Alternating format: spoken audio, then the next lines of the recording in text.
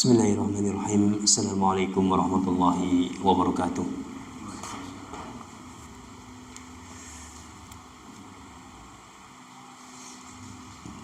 Alhamdulillah. Alhamdulillah hamdan katsiran tayyiban mubarakan fih. Kama yuhibbu rabbuna wa yardahu. Asyhadu an la ilaha illallah wahdahu la syarika lah. Wa asyhadu anna Muhammadan abduhu wa rasuluh. Allahumma salli wa sallim mubarik wa zid wa annim ala nabiyyina Muhammad wa ala alihi wa sahbihi wa man tabi'ahum bi ihsanin ila yaumiddin. Amma ba'd. Waqad qala ta'ala fi kitabil aziz, ya ayyuhalladzina amanu taqullaha haqqa tuqatih wa la tamutunna illa wa antum muslimun. Ya ayyuhan nasu taqu rabbakumul ladzi khalaqakum min nafsin wahidah wa khalaqa minha zawjaha wa batha minhuma rijalan katsiran wa nisaa'a wattaqullaha alladzi tasaaluna bihi wal arham innallaha kana 'alaikum raqiba. Wa ya ayyuhalladzina amanu taqullaha wa qulu qawlan sadida yuslih lakum a'malakum wa yaghfir lakum dhunubakum wa man yuti'illaha wa rasulahu faqad faza fawzan 'azima. Wa qala 'alaihi salatu wassalam ittaqillaha haitsuma kunta wa atbi'is sayyi'atal hasanata tamhuha wa khaliqin nasa bi khuluqin hasan.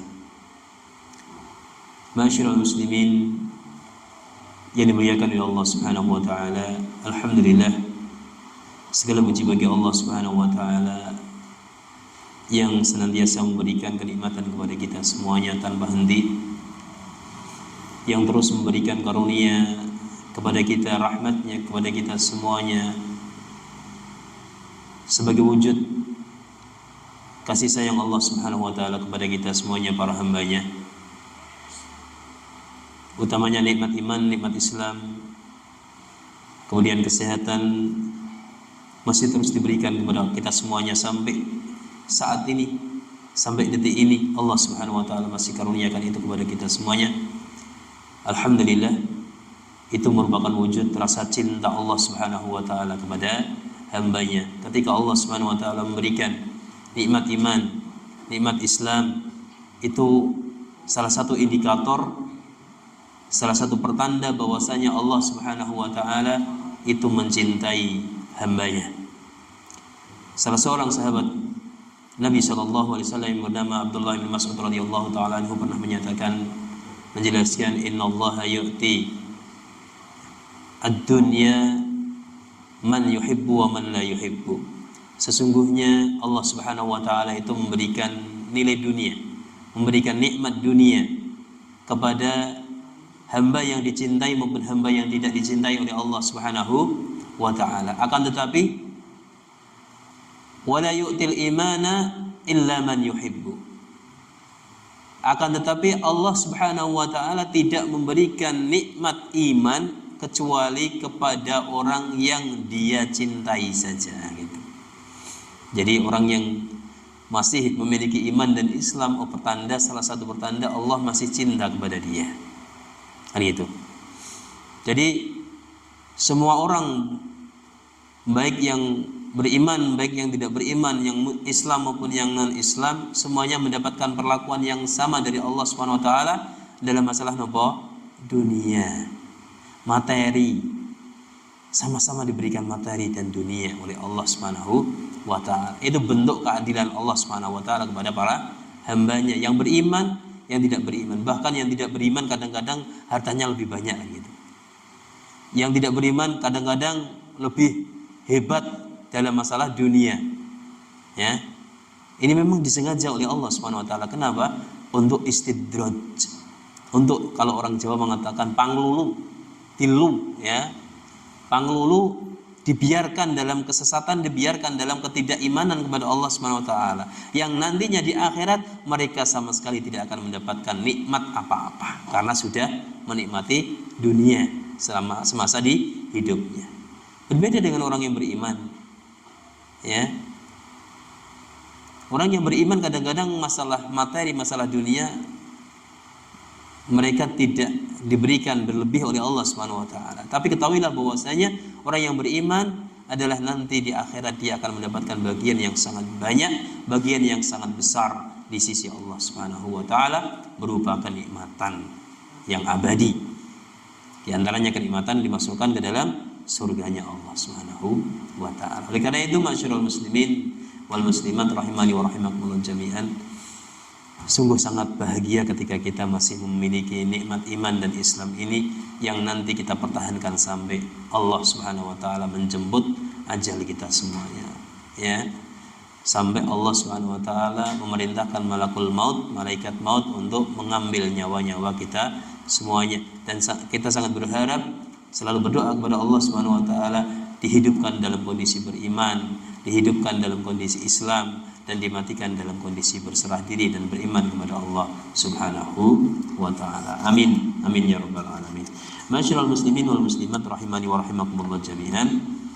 Pada kesempatan di malam hari ini kita akan melanjutkan pembahasan hadis Al-Arba'in An-Nawawiyah yang sampai hari ini masih pada hadis yang ketiga, ya.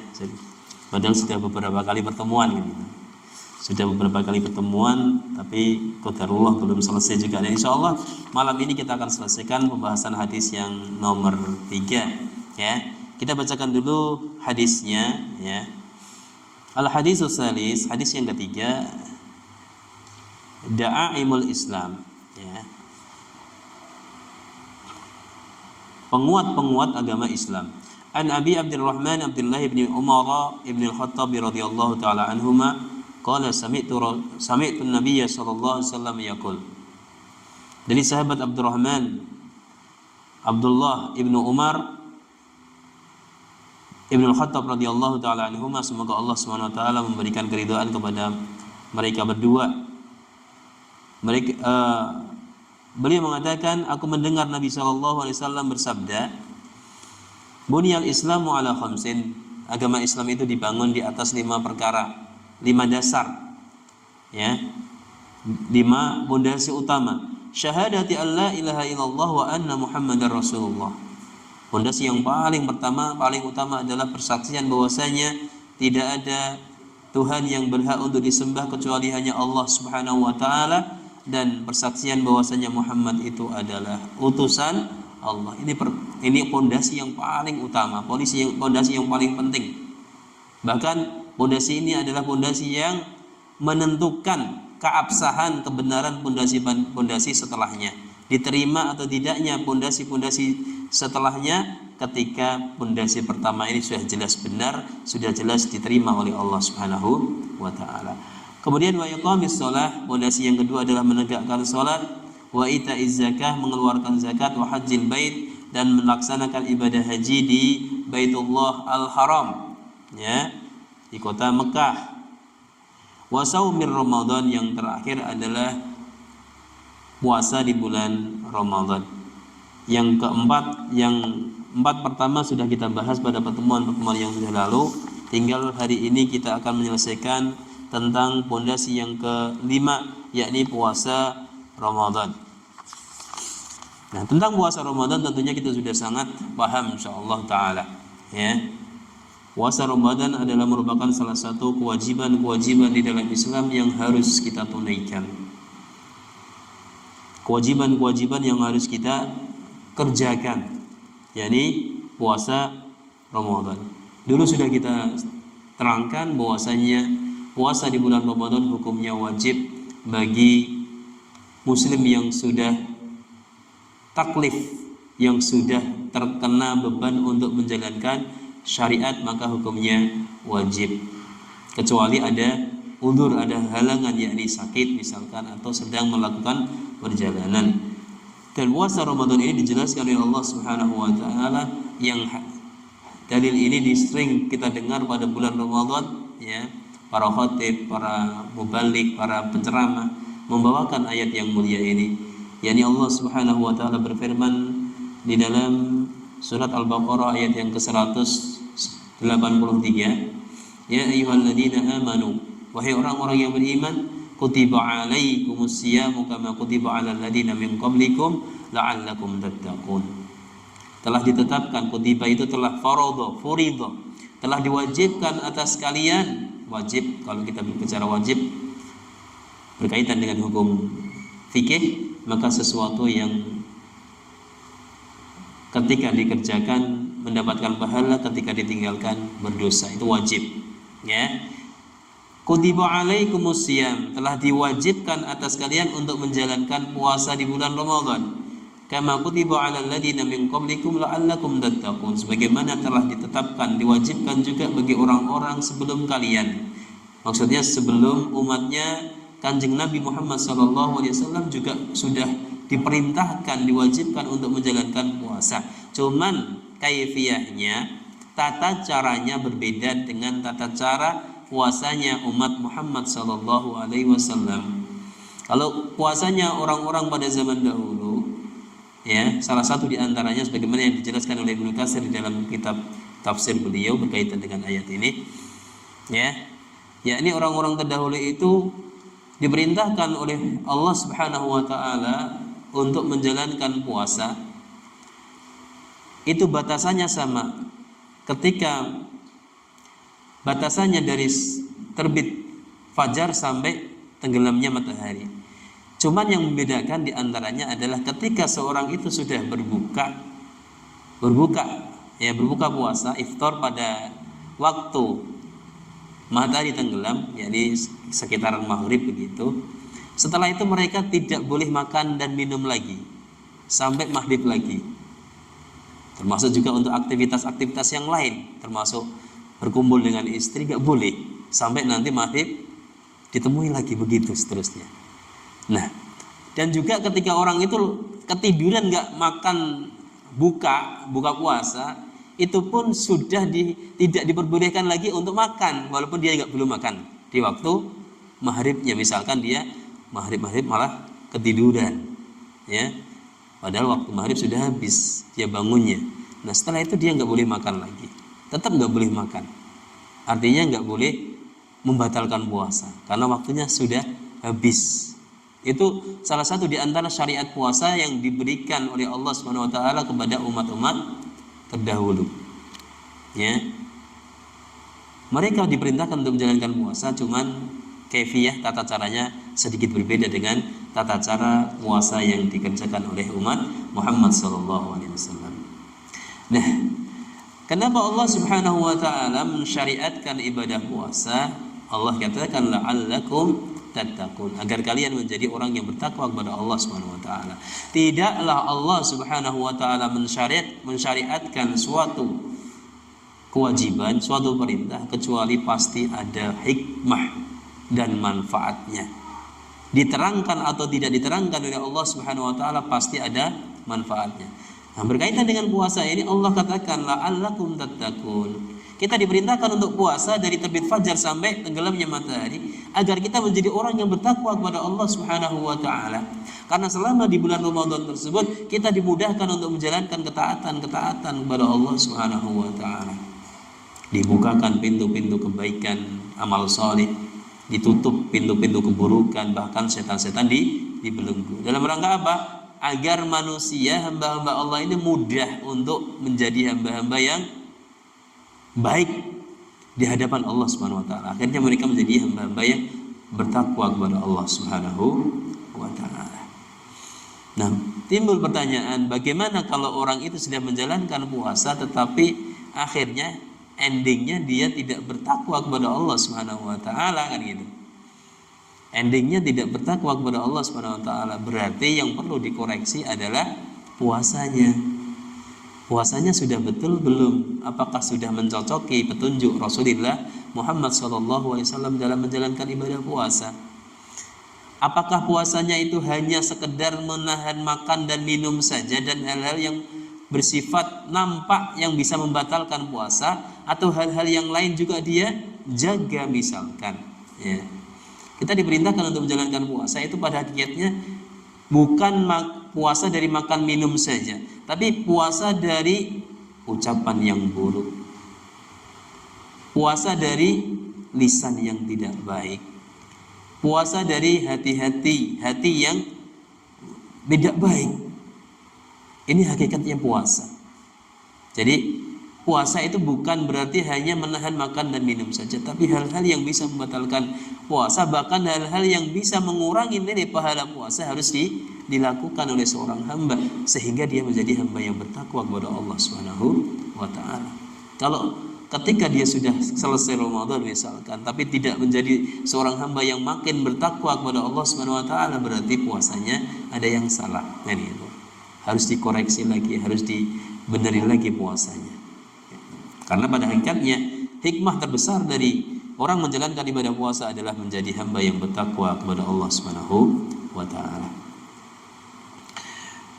Allah Subhanahu wa taala melanjutkan, faman syahida minkum syahra falyasum, barang siapa di antara kalian yang menyaksikan bulan tersebut yang pada tempatnya, pada tempat tinggalnya, maka hendaklah dia berpuasa. Falyasum, ya falyasum, maka hendaklah dia berpuasa.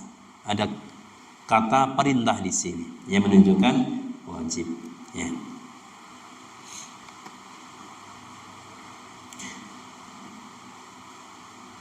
Ma'asyiral muslimin rahimani wa rahimakumullah jami'an. Kemudian yang berikutnya, at-targhibu fi shaumi Ramadan. Motivasi kepada para hamba untuk menjalankan ibadah Ramadan, ya. Jadi Allah Subhanahu wa taala, Rasulnya Muhammad sallallahu alaihi wasallam itu memberikan dorongan kepada kita, memberikan semangat kepada kita, memberikan motivasi kepada kita agar kita menjalankan ibadah puasa. Ya. Agar kita benar-benar menjalankan ibadah puasa. Rasulullah sallallahu alaihi wasallam dalam sebuah hadis yang sahih menyebutkan, man shoma ramadhana imanan wa ihtisaban ghufira lahu ma taqaddama min dhanbihi. Barang siapa yang berpuasa di bulan Ramadan didasari karena iman kepada Allah dan mengharapkan pahala darinya, maka Allah akan mengampuni dosa-dosa yang telah lalu. Ya, dosa-dosanya yang sudah lalu akan dihapus oleh Allah Subhanahu wa taala. Ini menjadi motivasi yang besar bagi kita. Dan ini tidak datang setiap waktu, tapi khusus setahun sekali. Allah akan menghapus dosa-dosa para hamba yang menjalankan ibadah puasa. Dosa-dosa yang telah lalu, ya, akan dihapus oleh Allah Subhanahu wa taala. Wa qala al-Albani rahimahullah taala, salah seorang ulama mengatakan, fa in lam yakun lil insani dhanbun yakunu siyamu sababan fi raf'i darajatihi kama huwa fi haqqil anbiya'i al-ma'sumin min adh-dhunub. Salah seorang ulama kita menyebutkan, apabila seorang hamba itu tidak memiliki satu dosa pun, ya, tapi nggak ada yang nggak mungkin kan gitu. Mana ada hamba yang tidak memiliki dosa sedikit pun? Nggak ada, kecuali Nabi Muhammad SAW yang telah mendapatkan label al-ma'sum, terbebas dari dosa, ya, dibebaskan dari perbuatan dosa. Ini hanya menyangatkan. Jadi beliau mengatakan, seandainya ada manusia yang tidak memiliki satu dosa pun, yakunu siyamu sababan fi raf'i darajatihi, puasa yang dia kerjakan akan menjadi sebab dinaikkan derajatnya di sisi Allah Subhanahu wa taala, kama huwa fi haqqil anbiya'i al-ma'sumin min adh-dhunub, sebagaimana hak yang dimiliki oleh para nabi yang mereka itu dijaga dari segala dosa, ya. Mereka juga dengan puasa mereka, karena mereka tidak memiliki dosa, maka puasa mereka bisa mengangkat derajat mereka di sisi Allah Subhanahu wa taala. Bisa mengangkat mereka di derajatnya di surganya Allah Subhanahu wa taala. Masya Allah, ya.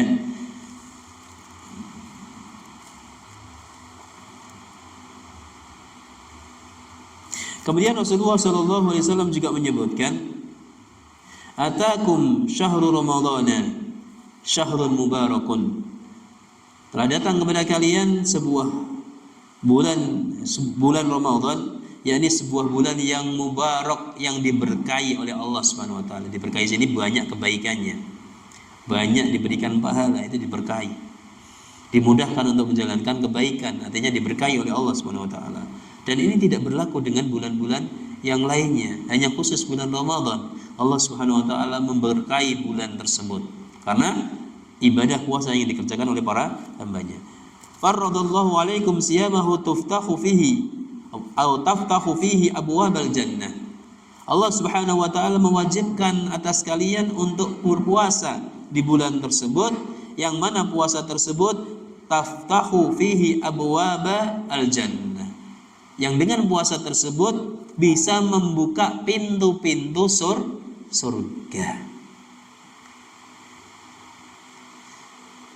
Jadi dikisahkan dalam sebuah hadis Rasulullah SAW mengatakan, memberikan gambaran terhadap surga, bahwasanya surga itu memiliki 8 pintu. Ya, ada pintu puasa, ada pintu zakat, ada pintu sholat dan seterusnya. Ya. Nah, bagi orang yang suka melakukan puasa, maka telah dibuatkan satu pintu khusus untuknya yang disebut dengan pintu Ar-Rayyan. Namanya pintu apa? Ar-Rayyan, yang dikhususkan untuk orang yang berpuasa. Nah, dengan berpuasa ini seorang hamba bisa membuka pintu-pintu surga. Di antaranya adalah pintu Ar-Rayyan. Wa taghluqu fihi abwaba al-jahima. Dan bulan Ramadan ini Allah Subhanahu wa taala menutup neraka Jahannam, pintu-pintu neraka Jahannam, neraka Jahim. Wa taghullu fihi murdatas syayatin. Dan Allah Subhanahu wa taala membelenggu, merantai ya para setan agar tidak leluasa untuk mengganggu dan menggoda manusia. Fihi lailatun hiya khairun min alfi syahrin. Yang pada bulan Ramadan tersebut terdapat satu malam yang derajatnya itu lebih baik dari 1000 bulan. Ya, 1000 bulan, Masya Allah. Ya. Kalau kita bisa mendapati satu malam itu, maka ibaratnya kita bisa mendapati kebaikan lebih daripada 1000 bulan. Ya. Man haruma khairuha faqad haruma. Barang siapa yang tidak bisa mendapatkan kebaikan malam itu, ya, malam Lailatul Qadar itu, maka dia sudah diharamkan dari kebaikan yang sangat banyak. Ya, kebaikan, diharamkan kebaikan baginya. Masyarul muslimin rahimani wa rahimakumullah jami'an, itu diantara motivasi anjuran dari Rasulullah SAW agar kita bersemangat untuk menjalankan ibadah puasa. Kemudian dalam sebuah hadis yang lain Rasulullah SAW menyebutkan, innallaha tabaraka wa ta'ala itqa'un fi kulli yawmin wa lailatin. Sesungguhnya Allah Subhanahu wa ta'ala itu membebaskan penduduk neraka pada setiap hari dan malamnya, yakni fi Ramadan, yakni berada di bulan Ramadan. Wa inna likulli muslimin fi yaumin wa lailatin da'watun mustajabatun. Ya. Dan sesungguhnya bagi seorang muslim itu pada siang harinya dan malam harinya di bulan Ramadan, dia memiliki satu doa yang pasti akan diijabahi oleh Allah ketika dia berdoa kepada Allah Subhanahu wa taala. Jadi antara terbit fajar sampai terbenamnya matahari itu, ya, di situ seorang muslim, seorang hamba berpeluang, ya, ketika dia berdoa kepada Allah Subhanahu wa taala, maka doanya akan dikabulkan. Ini janji siapa? Rasulullah sallallahu alaihi wasallam. Janji Allah melalui lisan nabinya Muhammad sallallahu alaihi wa ala alihi wasallam. Dan secara khusus Rasulullah sallallahu alaihi wasallam menyebutkan, ya, di antaranya doa seorang hamba yang akan dikabulkan oleh Allah Subhanahu wa taala, yakni doa indal fitri, doa ketika berbuka puasa. Ya. Maka di waktu-waktu tersebut kita sangat dianjurkan untuk banyak berdoa kepada Allah Subhanahu wa taala agar menetapi ya waktu yang mustajabah, waktu yang dikabulkan doanya oleh Allah Subhanahu wa taala. Ini diantara anjuran-anjuran bagi kita agar kita bersemangat untuk menjalankan ibadah puasa di bulan Ramadan. Yang jelas masyarul muslimin, tanpa anjuran ini bahwasanya puasa Ramadan itu hukumnya adalah fardu ain, kewajiban yang harus kita emban, kewajiban yang harus kita kerjakan. Ya, ketika kita terlena untuk tidak mengerjakannya, maka kita akan mendapatkan dosa yang besar dari sisi Allah Subhanahu wa taala. Kemudian yang berikutnya, targhib minal iftari fi Ramadan. Ancaman bagi orang yang berbuka puasa di bulan Ramadan, ya, tanpa ada udzur. Tanpa ada udzur. Berbuka puasa di bulan Ramadan termasuk perbuatan dosa besar. Jadi tidak berpuasa di bulan Ramadan bagi orang yang sudah mampu dan terkena beban syariat menjalankannya, dia tidak menjalankan puasa Ramadan bukan karena sakit, bukan karena sedang berpergian atau safar ataupun halangan-halangan yang diperbolehkan, maka sesungguhnya dia telah melakukan perbuatan yang besar, ya, perbuatan dosa yang besar. Fayajibu ala kulli muslim ala muslimi ayyakiya nafsahu min ghadabillahi wa iqabihi. Maka kewajiban bagi seorang muslim hendaklah dia menjaga dirinya, ya, dari kemurkaan dan amarah Allah Subhanahu wa taala dan dari adab Allah Subhanahu wa taala. Allah Subhanahu wa taala berfirman, ya ayyuhalladzina amanu qu anfusakum wa ahlikum nara wa quduha an-nas wal hijarah 'alaiha malaikatun hiladun syidad la ya'suna Allah ma amarahum wa yaf'aluna ma yu'marun. Allah Subhanahu wa taala katakan di dalam surat At-Tahrim ayat yang ke-6, ya, wahai orang-orang yang beriman, jagalah diri-diri kalian pertama dan keluarga-keluarga kalian dari api neraka. Ya, jadi ini pembicaraannya ditujukan kepada orang yang beriman, ya. Yang pertama adalah hendaklah dia menjaga dirinya dari siksa api neraka. Kemudian yang kedua, hendaklah dia menjaga keluarganya dari siksa api neraka. Nah, perintah ini menunjukkan kewajiban bagi kita semuanya yang sudah memiliki keluarga. Kitalah yang bertanggung jawab kepada keluarga kita agar mereka tidak dimasukkan ke dalam neraka Jahannam oleh Allah Subhanahu wa taala. Kita yang berkewajiban untuk menjaga mereka, ya, mengajak mereka dalam ketaatan, mengajak mereka dalam kebaikan, melarang mereka dari kemungkaran dan dosa, mengajak mereka untuk mengamalkan amalan yang salih, menjalankan kewajiban dan meninggalkan larangan. Kewajiban seorang ayah, kewajiban seorang kepala keluarga, kewajiban seorang ibu kepada anak-anaknya, ya, kewajiban seorang ayah kepada istri dan anak-anaknya dan seterusnya. Ada kewajiban yang harus kita tegakkan, yakni menjaga mereka jangan sampai mereka masuk ke dalam neraka. Yang mana bahan bakar api neraka itu terdiri dari batu dan manusia. Bahkan alaiha malaikah, di dalam neraka tersebut ada malaikat-malaikat yang menjaganya. Ghiladun syidad, yang perawakannya ghilad asyidad, mengerikan, tampangnya sangar gitu, ya. Tampangnya sangar, mengerikan, tidak enak dipandang.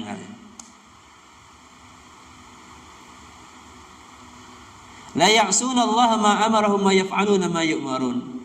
Malaikat-malaikat yang menjaga neraka ini sekali-kali tidak pernah menyelisihi perintah Allah Subhanahu wa taala.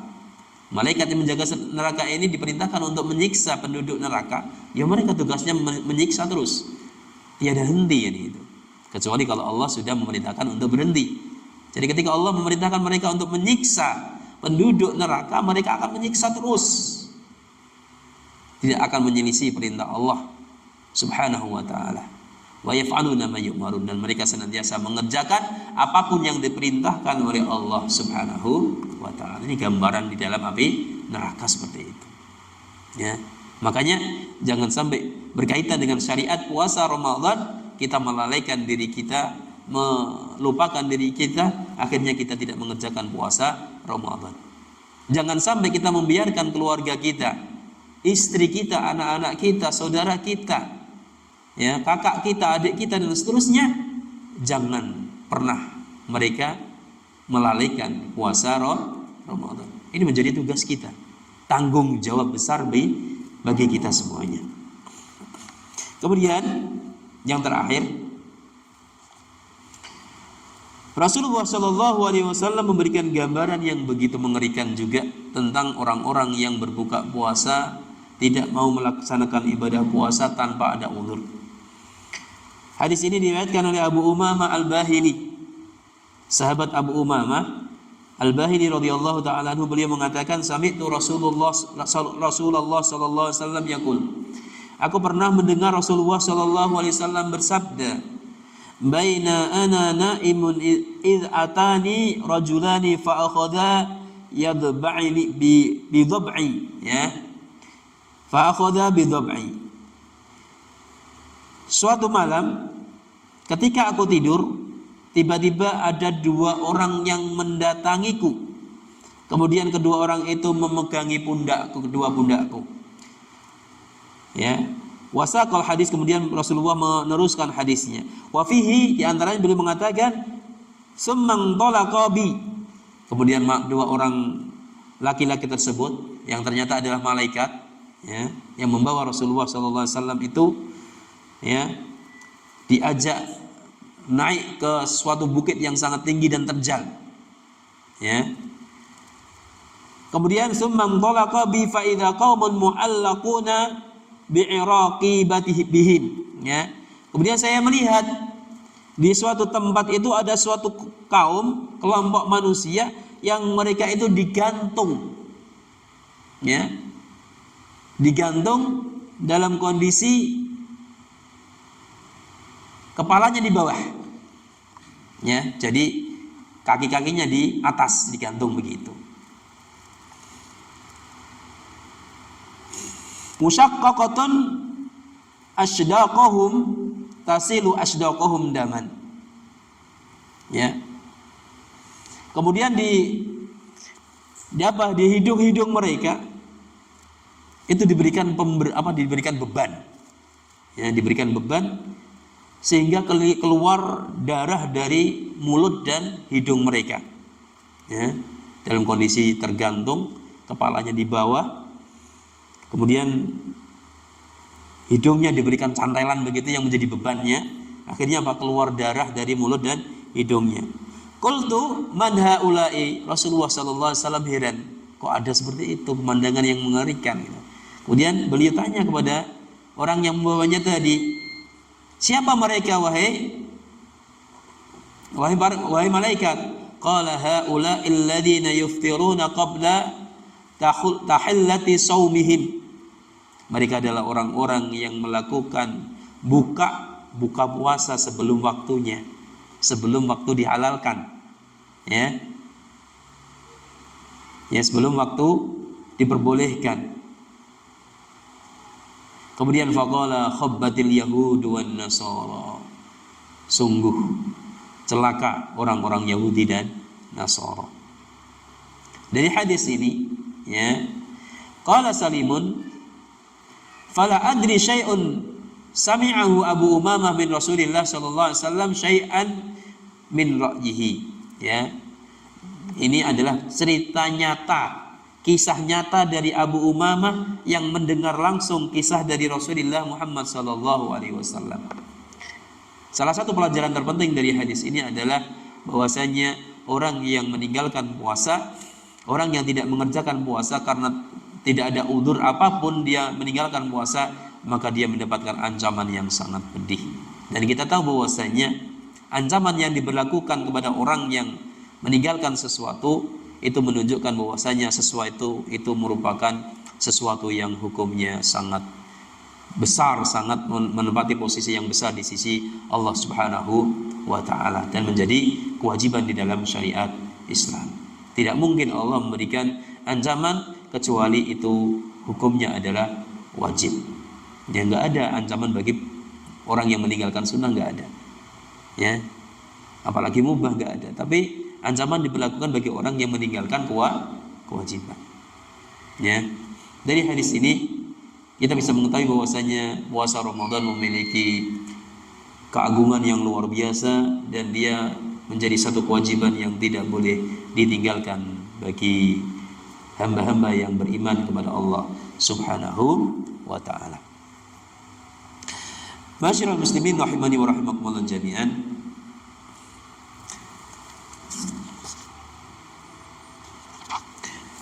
Kemudian yang berikutnya, yang terakhir, ma yustafadu minal hadis. Apa saja pelajaran yang bisa kita ambil dari hadis yang ketiga ini? Ya. Pelajaran apa saja yang kita bisa ambil dari hadis yang ketiga ini? Ya. Hadis dari Rasulullah Muhammad sallallahu alaihi wa ala alihi wasallam. Yang pertama, fil hadisi bayanu ahammiyati hadhil khamsid da'aim liqaunil islami buniya 'alaiha. Bahwasanya di dalam hadis ini terdapat penjelasan pentingnya 5 hal yang menjadi pondasi utama di dalam agama Islam yang membangun Islam tegak berdiri. Ya, yang membangun Islam tegak berdiri. Jadi Islam itu ditegakkan di atas 5 perkara. Hilang satu saja maka bangunan Islam menjadi tidak sempurna, bahkan bisa roboh kan gitu. Ya.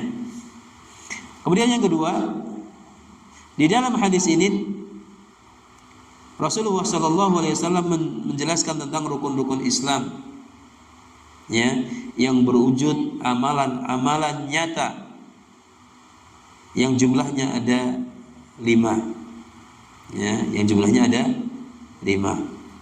Kemudian yang berikutnya, yang ketiga, di dalam hadis ini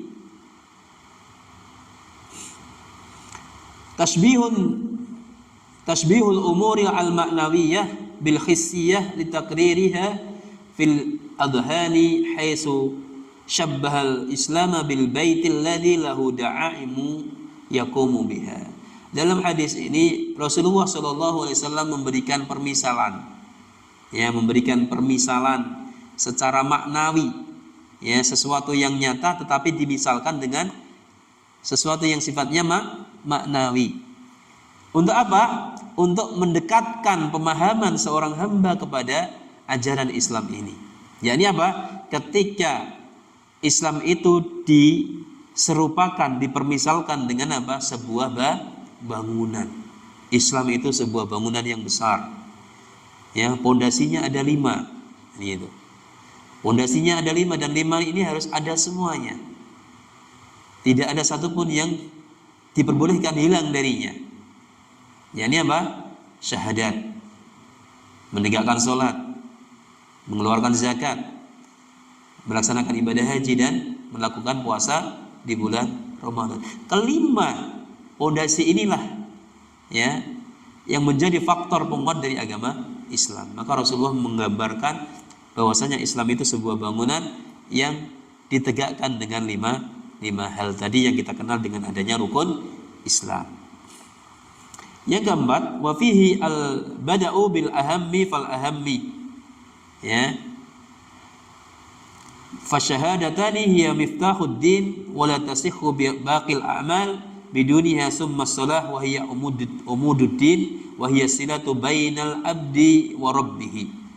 Di dalam hadis ini Rasulullah sallallahu alaihi wasallam menjelaskan dari perkara yang paling penting, kemudian perkara-perkara yang setelahnya yang juga penting. Nah, perkara yang paling penting adalah syahadat, persaksian bahwasanya tidak ada Tuhan yang berhak untuk diibadahi kecuali hanya Allah, dan persaksian bahwasanya Muhammad adalah utusan Allah. Hingga dikatakan kedua syahadat ini dikatakan miftahuddin, kuncinya agama Islam.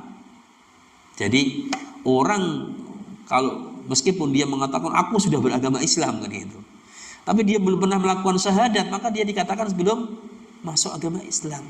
Maka kemudian syahadat ini dikatakan sebagai kunci agama Islam.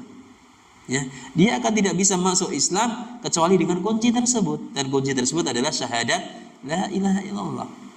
Ya, meskipun dia sholat, meskipun dia membayar zakat, bahkan meskipun dia haji, tapi tidak pernah syahadat kan itu, tidak pernah benar-benar bersyahadat, mempersaksikan bahwasanya Allah adalah satu-satunya zat yang harus disembah dan Muhammad adalah utusan Allah. Dia nggak pernah bersaksi seperti itu, maka ibadah yang dia kerjakan pun tidak akan pernah diterima oleh Allah Subhanahu wa taala, meskipun ibadah tersebut banyak jumlahnya, besar nilainya, tidak akan pernah diterima oleh Allah Subhanahu wa taala. Maka dikatakan syahadat ini merupakan miftahuddin, ya, kunci dari agama. Wala tasihhu baqil a'mal, dan tidak sah semua amalan tanpa syahadat ini, ya. Kemudian yang kelima, wa fihi bayanu syumuliyatil Islam wa yasurruhu wa munasabatuhu lil haq. Ya, di dalam hadis ini Rasulullah SAW menjelaskan tentang kesempurnaan agama Islam yang menyeluruh, menyeliputi segala sesuatu. Ya, dan Islam itu adalah agama yang begitu mudah. Bahkan Islam adalah selalu mencocoki dengan kebenaran dimanapun dan kapanpun. Ya, Islam itu selalu cocok dengan kebenaran dimanapun dan kapanpun.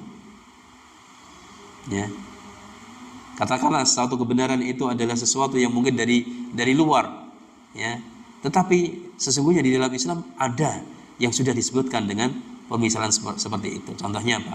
Contohnya yang ada di masyarakat kita, ya, yang sekarang sudah mulai luntur, tentang gotong royong. Ini adalah sesuatu yang benar kan, sesuatu yang baik kan. Nah, ternyata Islam sudah ada di situ. Allah Subhanahu wa taala katakan wa ta'awanu 'alal birri wat taqwa, dan saling tolong menolonglah kalian di dalam kebaikan dan takwa, termasuk gotong royong di sini. Ya, gotong royong untuk membangun sesuatu yang bermanfaat, bukan gotong royong dalam keburukan dan maksiat tentunya kan gitu. Maka selalu mencocoki kebenaran di syariat Islam ini. Kemudian yang terakhir, ya. Nah, ini yang penting. Qala Ibnu Hajar Al-Asqalani menjelaskan, di dalam hadis ini Rasulullah SAW mendahulukan ibadah haji daripada puasa. Ya. Dalam hadis ini Rasulullah SAW mendahulukan ibadah haji daripada puasa. Yang sudah terbiasa bagi kita adalah puasa dulu baru haji. Kenapa demikian? Ya.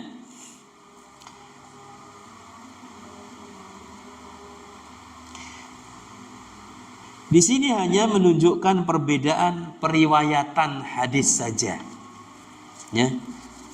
Di sini hanya menunjukkan perbedaan periwayatan hadis saja. Nah, kebetulan yang kita kaji, yang kita bahas di sini, ini adalah sebuah riwayat yang mendahulukan ibadah haji daripada apa? Puasa Ramadan. Tetapi dalam riwayat-riwayat yang lain, Ramadan itu didahulukan atas ibadah haji. Hanya begitu saja. Ini faedah yang bisa kita ambil dari hadis tersebut. Masyaallah muslimin rahimani wa rahimakumullah jami'an. Ya, alhamdulillah selesai sudah pembahasan penjelasan hadis yang nomor 3.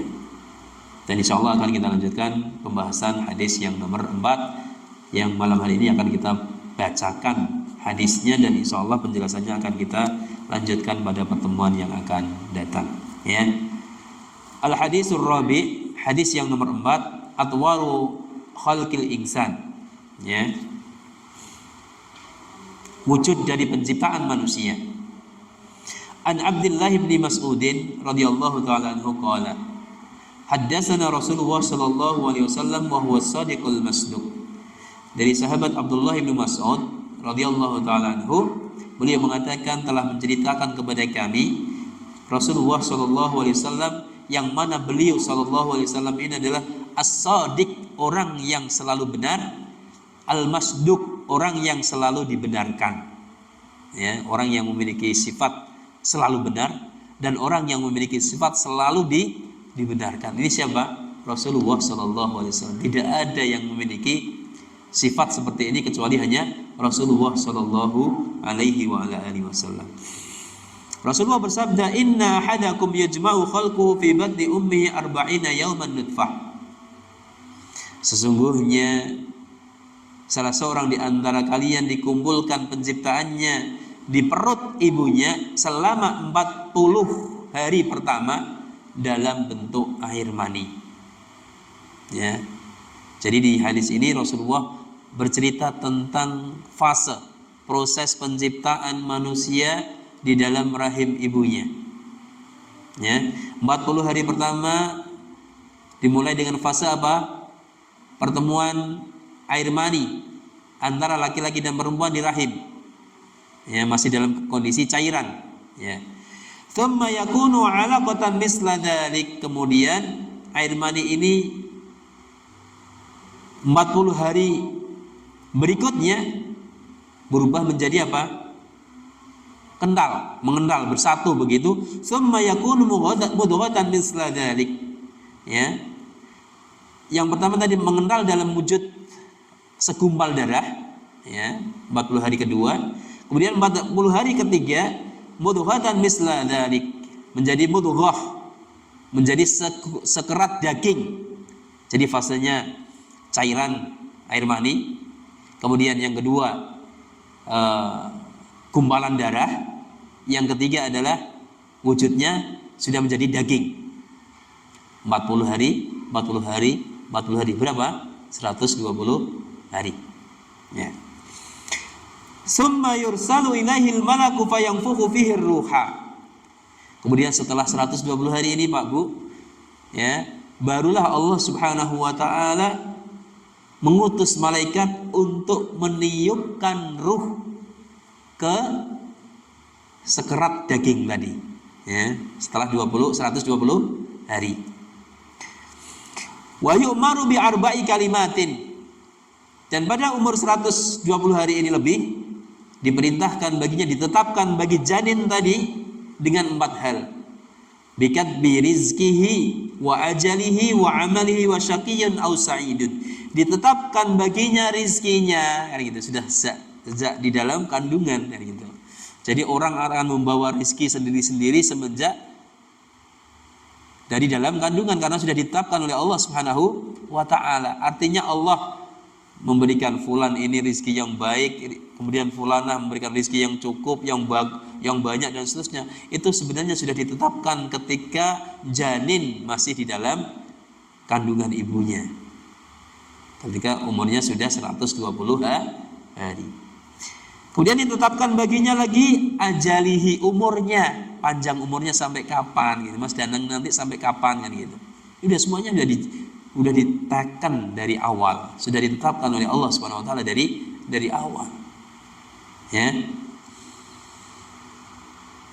Wa amalihi, dan juga termasuk amal-amalannya sudah dicatat, sudah dibukukan oleh Allah Subhanahu wa taala melalui malaikatnya. Ya, dia mengamalkan ini, mengamalkan itu, semuanya sudah dicatat.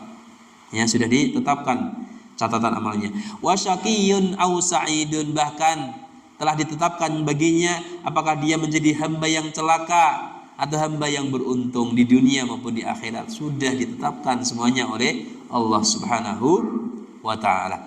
Fa wallahi alladzi la ilaha illa ghairuhu inna ahadakum la ya'malu bi amali ahli jannati hatta ma yakunu bainahu wa bainaha illa dira'un fayasbiqu alaihi alkitabu fayamalu bi amali ahli nari fayadkhuluha. Demi Allah yang zat yang tidak ada ilah selainnya, sesungguhnya salah seorang di antara kalian dia itu mengamalkan amalan yang menjadi ciri khusus penghuni surga sampai posisinya itu sudah dekat dengan surga. Artinya dia sudah hampir meninggal dunia dan sudah dapat dipastikan bahwasanya dia akan menjadi penghuni surga. Dan itu. Hatta ma yakunu bainahu wa bainaha illa dira'un. Sampai jaraknya itu ibaratnya 1 jengkal antara dia dengan surga. Kan dia selalu mengamalkan amalan ahli surga, rajin beribadah, rajin berpuasa, rajin ngaji, rajin sholat dan seterusnya. Ibaratnya seperti itu. Sehingga orang-orang melihat, wah ini calon penghuni surga insya Allah, kan gitu. Karena melihat doirnya, melihat yang nampak dari orang tersebut. Ya. Fayasbiqu alaihi kitabu, maka telah mendahului baginya ketetapan Allah. Catatan itu nggak bisa dihapus. Jadi catatan sudah diberlakukan oleh Allah semenjak dulu kala, ya. Itu sudah mendahului. fayamalu bi amali ahli nari fayadkhuluha. Di akhir hidupnya dia mengerjakan satu amalan yang menjadikan dia sebagai penghuni neraka. Akhirnya dia meninggal dunia dan menjadi penghuni neraka. Ya, seperti itu. Padahal tadi jaraknya sudah sangat dekat dengan surga, tapi takdir Allah berkata lain, gitu. Takdir Allah berkata lain, bahwasanya dia itu menjadi penghuni neraka. Akhirnya pun dia menjadi penghuni neraka dengan takdir Allah Subhanahu wa taala. Ya. Wa inna ahadakum la ya'malu bi 'amali ahli an-nari hatta ma yakunu bainahu wa bainaha illa dira'un fayasbiqu 'alaihi al-kitab wa ya'malu bi 'amali ahli jannah fayadkhuluha. Ya. Sebaliknya, salah seorang di antara kalian hidupnya itu dipenuhi dengan dosa, maksiat, amalan penduduk neraka, gitu. Sampai seakan-akan posisinya sudah sampai sejengkal, satu jengkal dengan neraka. Dan orang-orang pasti memastikan calon penghuni surga neraka ini, kan gitu. Dari amalan-amalan gitu, seperti itu, kan gitu. Orang nggak benar, orang nggak genah, gitu. Ibaratnya orang menilainya seperti itu, sampai dia berani mengatakan dia calon penghuni neraka. Tetapi Allah Subhanahu wa taala berkehendak lain, ya.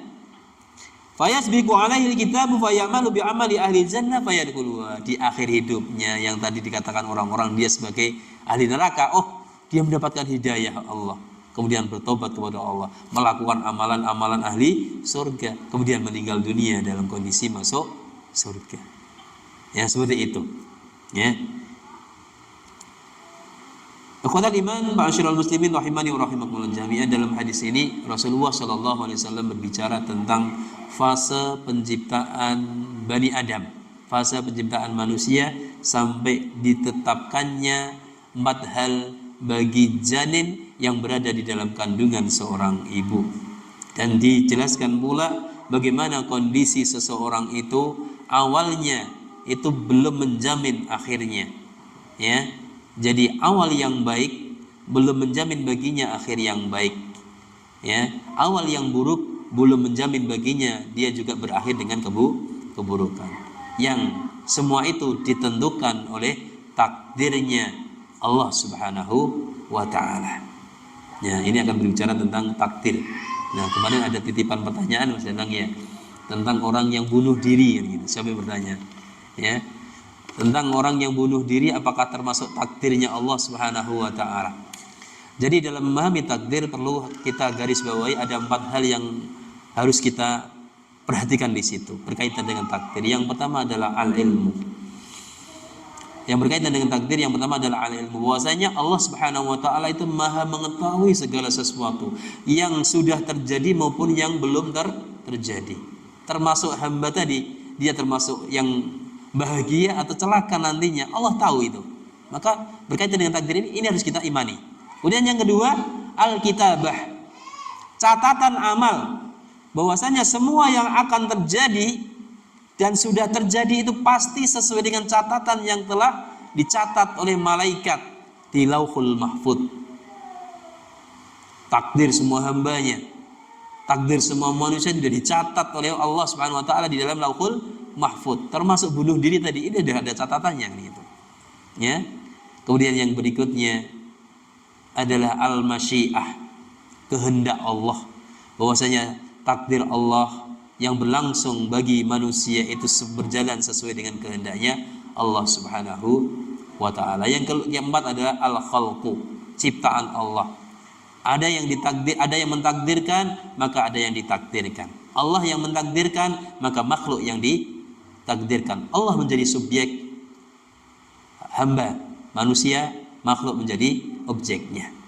Berdasarkan dari hal ini, maka para ulama menjelaskan bahwasanya segala hal yang dilakukan oleh manusia, amalannya yang baik dan yang buruk itu adalah termasuk takdirnya Allah Subhanahu wa taala. Tetapi yang perlu kita garis bawahi juga bahwasanya kejadian yang ada di dalam alam semesta ini terbagi menjadi 2. Karena iradah kauniyah dan iradah syar'iyah. Kehendak Allah yang kauniyah, Allah itu berkehendak untuk menjadikan segala sesuatu menurut kehendaknya, itu pasti terjadi. Tetapi iradah kauniyah ini belum tentu adalah sesuatu yang dicintai oleh Allah Subhanahu wa taala. Allah mentakdirkan si A menjadi kafir, si A tidak beriman, baik napa buruk? Tidak beriman. Baik napa buruk tidak seorang yang tidak beriman? Buruk kan? Ini pasti terjadi. Tetapi orang tidak beriman itu tidak dicintai oleh Allah Subhanahu wa taala. Ya. Ini namanya irodah kauniyah. Berbeda dengan irodah syar'iyah. Ya. Allah Subhanahu wa taala menjadikan segala sesuatu dan sesuatu itu sesuai dengan apa yang dicintai oleh Allah Subhanahu wa taala. Allah menjadikan ya Mas Danang menjadi seorang yang mukmin, yang muslim, yang baik. Itu merupakan takdir syar'iyah ya yang mendatangkan kecintaan dari Allah Subhanahu wa taala. Nah, berkaitan dengan bunuh diri tadi, maka bunuh diri juga termasuk takdir dari Allah Subhanahu wa taala. Tetapi keburukan yang dilakukan oleh seorang hamba, apapun itu, maksiat, dosa dan seterusnya, tidak boleh disandarkan kepada Allah Subhanahu wa taala. Perbuatan buruk yang dilakukan manusia, ini karena takdir saya melakukan perbuatan ini kan gitu. Enggak boleh seperti itu. Ya. Maka ada cerita yang menarik pada zaman Umar bin Khattab radhiyallahu taala anhu. Ada seorang maling, seorang pencuri yang sering mencuri waktu itu. Nah, kemudian tertangkap kan gitu. Tertangkap. Ya. Tertangkap. Akhirnya dihukum oleh Amirul Mukminin Umar bin Khattab. Nah, sebelum hukum potong tangan ini, ya, si maling berkilah, "Wahai Amirul Mukminin, apakah engkau akan memotong tanganku sedangkan aku menjadi seorang pencuri ini sebagai bagian dari takdir Allah? Ini aku menjadi objek dari takdir Allah, maka kamu tidak boleh memotong tanganku," kan gitu. Maka jawaban Umar bin Khattab, "Aku juga hendak memotong tanganmu. Ini juga merupakan takdirnya Allah Subhanahu wa taala." Ya, maka dari kisah ini kita bisa mengambil pelajaran yang sangat penting.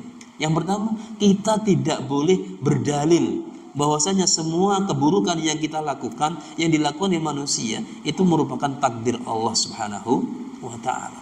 Karena dalam takdir ini manusia juga diberikan iradah, masyiah oleh Allah Subhanahu wa taala. Allah Subhanahu wa taala katakan, "Faman syaa'a falyu'min wa man syaa'a falyakfur." Barang siapa yang ingin maka hendaklah dia menjadi orang yang beriman, barang siapa yang ingin juga maka hendaklah dia menjadi orang yang kufur. Ada pilihan di sini. Jadi Allah Subhanahu wa taala menciptakan manusia dengan piranti, ada akal pikiran, ya. Kemudian ditunjukkan dengan syariat yang benar yang mana, yang salah yang mana. Semuanya sudah komplit. Manusia dibekali dengan itu. Maka ketika dia memilih untuk jalan yang tidak baik, misalkan bunuh diri tadi, artinya dia sudah melakukan pilihan sesuai yang tidak sesuai dengan syariat Allah Subhanahu wa taala. Ya. Benar itu semuanya sudah ditakdirkan, tetapi ada peran pemilihan dari hamba. Ya. Peran pemilihan dari hamba ketika Allah Subhanahu wa taala sudah menunjukkan jalan kebaikan, menunjukkan jalan keburukan. Tentunya bagi hamba yang berakal, yang mengetahui syariat Islam dengan benar, tentu dia akan mengambil jalan keselamatan, jalan yang baik, bukan jalan yang menyimpang. Termasuk bunuh diri, maka ini dia mengambil jalan yang tidak benar.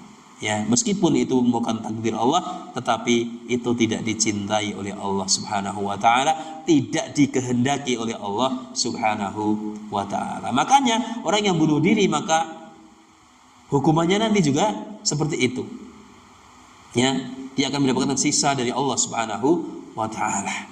Ini menunjukkan bahwasanya ya, kalaulah seorang itu berbuat maksiat, kalaulah seorang itu berbuat dosa beralasan dengan takdir, maka Allah tidak akan pernah mengancam ya seorang hamba dengan apa? Dengan neraka. Tidak akan ada neraka. Apa gunanya neraka dan surga kalau seorang hamba itu bisa berdalil ketika bermaksiat menggunakan takdirnya Allah. Saya itu bermaksiat jadi pencopet, jadi maling, ini karena takdirnya Allah kan gitu.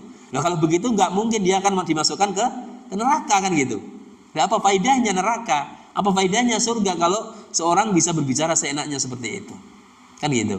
Artinya secara khusus bahwasanya bunuh diri juga termasuk takdirnya Allah Subhanahu wa taala, tapi ketahuilah bahwasanya bunuh diri adalah takdir Allah yang tidak disukai oleh Allah Subhanahu wa taala dan tidak mendatangkan kecintaan bagi Allah Subhanahu wa taala. Jelas nggih? Ya, jadi ada sesuatu perbuatan hamba yang dicintai oleh Allah Subhanahu wa taala berupa keimanan, ya. Kemudian Islam, kemudian dia taat kepada Allah, itu takdirnya Allah, tapi itu sesuatu yang dicintai oleh Allah. Tapi ada takdir dari Allah yang itu tidak dicintai oleh Allah. Ada orang kafir, ada orang sesat, ada orang dosa, ada orang maksiat. Itu takdirnya Allah tapi tidak dicintai oleh Allah Subhanahu wa taala. Kemudian yang tadi yang paling harus kita perhatikan bahwasanya manusia itu sudah diberitahu jalannya oleh Allah Subhanahu wa taala. Ya. Jalan kebaikan sudah beritahu oleh Allah Subhanahu wa taala, jalan keburukan juga sudah ditunjukkan oleh Allah Subhanahu wa taala. Faman syaa'a falyu'min wa man syaa'a falyakfur. Barang siapa yang ingin hendaklah dia menjadi orang yang beriman kepada Allah Subhanahu wa taala, barang siapa yang ingin juga maka dia boleh memilih menjadi orang yang ingkar dan kafir kepada Allah Subhanahu wa taala. Demikian mungkin jawaban dari kami, semoga bisa diterima ya. Masyaallah muslimin rahimani wa rahimakumullah jami'an. Ya, pembahasan hadis yang nomor 4 ini insyaallah akan kita lanjutkan pada pertemuan yang akan datang. Semoga Allah Subhanahu wa taala senantiasa memberikan keistiqomahan kepada kita semuanya untuk terus hadir di majelis ilmu seperti ini. Karena sungguh manfaat, faidah ya ketika seorang itu berada di majelis ilmu sangat besar. Dan itu menjadi sarana yang terpenting bagi Allah Subhanahu wa taala untuk meningkatkan derajatnya di sisi Allah Subhanahu wa taala. Salah satunya di antaranya adalah orang yang menuntut ilmu. Orang yang menuntut ilmu insyaallah akan tetap bertambah ilmunya. Yarfa'illahu alladziina amanu minkum walladziina utul ilma darajat. Allah Subhanahu wa taala akan mengangkat ya di antara kalian ya. Yang pertama adalah orang yang beriman ya. Kemudian yang kedua adalah orang yang memiliki ilmu, akan diangkat derajatnya oleh Allah Subhanahu wa taala. Kemudian orang yang menuntut ilmu itu akan menjadi hamba-hamba yang tahu tujuan hidupnya itu untuk apa, ya arah jalan yang harus dia tempuh itu bagaimana, ya insyaallah dia akan lebih mengetahui. Dengan begitu dia akan bisa menghindari keburukan-keburukan dalam hidupnya, apalagi keburukan-keburukan di dalam kehidupan akhirat. Ya, kita celaka di dunia itu masih bisa ditolerir, artinya masih bisa untuk kita bertahan di situ. Tetapi ketika celaka, seorang hamba itu celaka di akhirat, maka mau kemana lagi kita? Karena tempat di neraka hanya dua, surga dan neraka. Kalau kita nggak surga pasti ke neraka. Nggak ada yang kita di antara surga dan neraka, nggak ada kan gitu. Nggak ada di antara surga dan neraka, nggak ada. Adanya dua, neraka dan surga. Kalau nggak ke surga ya pasti ke neraka. Kalau nggak ke neraka pasti ke surga, itu saja. Dua pilihan. Mau tidak mau kita harus ke situ. Ya, makanya jalan kita masih panjang untuk menuju ke situ dan perlu kita bekal yang lumayan banyak, bahkan bekal yang harus banyak untuk kita bawa. Karena mungkin kita sudah selama ini tersibukkan dengan urusan-urusan yang dunia, tetek bengek dunia, sehingga mungkin kita lupa dengan akhirat kita. Maka marilah ya kesempatan yang masih diberikan oleh Allah Subhanahu wa taala kita gunakan untuk banyak belajar ilmu agama, banyak beramal salih, kemudian banyak bertobat kepada Allah Subhanahu wa taala. Semoga Allah Subhanahu wa taala menjadikan kita sebagai hamba-hamba yang beruntung di dunia dan di akhirat. Semoga Allah Subhanahu wa taala memasukkan kita semuanya ke surganya yang penuh dengan kenikmatan. Demikian yang bisa kita sampaikan. Kebenaran semata datangnya dari Allah Azza wa Jalla, dan apabila ada salahnya itu berasal dari kekurangan saya pribadi. Saya mohon maaf yang sebesar-besarnya dan saya mohon ampun kepada Allah Subhanahu wa taala. Mari pertemuan di malam hari ini kita tutup dengan doa kafaratul majelis. Subhanakallahumma wa bihamdika asyhadu an la ilaha illa anta astaghfiruka wa atubu ilaik. Assalamualaikum warahmatullahi wabarakatuh.